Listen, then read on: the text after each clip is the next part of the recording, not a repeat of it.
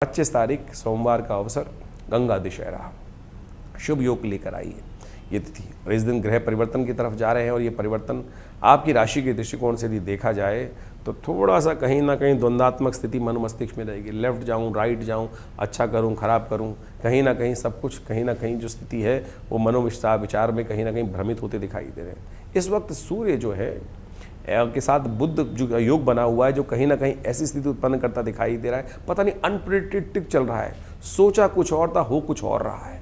ये साथ आपकी घटना घट रही होगी। आपने बहुत बार रियलाइज किया होगा कि सोचता कुछ और, हो कुछ और जाता है। कारण है ना, सूर्य के साथ बुध चल रहा है, आदित्य योग बना रहा है और कहीं ना कहीं अस्त अवस्था में चल रहा है और ये अशुभ हो गया है। और यही कहीं ना कहीं आपकी राशि के दृष्टिकोण में अनिश्चितता देता दिखाई दे रहा है। गए थे शांति का काम समझौता लेकर, झगड़ा घर में ले आए। ऐसी स्थिति अननेसरी बनती दिखाई दे रही है और यह परिवर्तन की तरफ जा रहा है, बहुत जल्दी परिवर्तन की तरफ जा रहा है। चिंता मत करो। अब ये परिवर्तन के शुभ योग बनाते ही कहीं ना कहीं चीज़ों को शुभ करने की तरफ आपके लिए रास्ता बनाने के संकेत देता दिखाई दे रहा है। गंगा दशहरा है, इस दिन कोशिश करें गंगा जल से स्नान करें, गंगा जी में डुबकी लगाएं, अपने पितरों के निमित्त तर्पण इत्यादि करें। पितृ सेवा करना, पितरों के निमित्त तर्पण इत्यादि करना, भगीरथ ने पूरी जिंदगी लगा दी। 3 पीढ़ियों ने महाराज सगर के बाद अपनी पूरी जिंदगी समर्पित कर दी। केवल किस लिए? राज्य करने में नहीं, माँ गंगा को प्रसन्न करने के लिए, शिव को प्रसन्न करने के लिए कि माँ गंगा को हमारे पूर्वजों के निमित्त इस धरा पे उतार दो।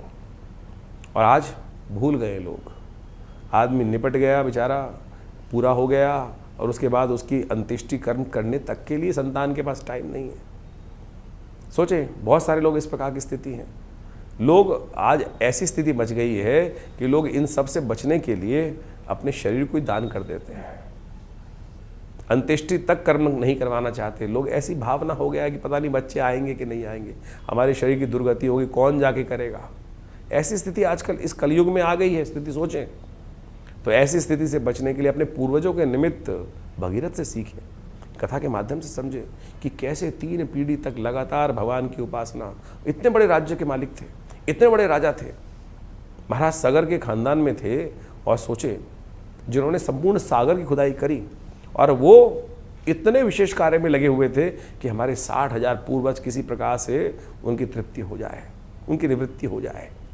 और आज हम अपने पितरों के निमित्त एक ब्राह्मण को भोजन कराने के लिए भी हमको सोचना पड़ता है। क्या ग्रह ठीक होंगे? पहने जाओ अंगूठियाँ, पहने जाओ कुछ ना कुछ, मंदिरों में जाके जाके बड़ी बड़ी मूर्तियों का निर्माण करते रहो।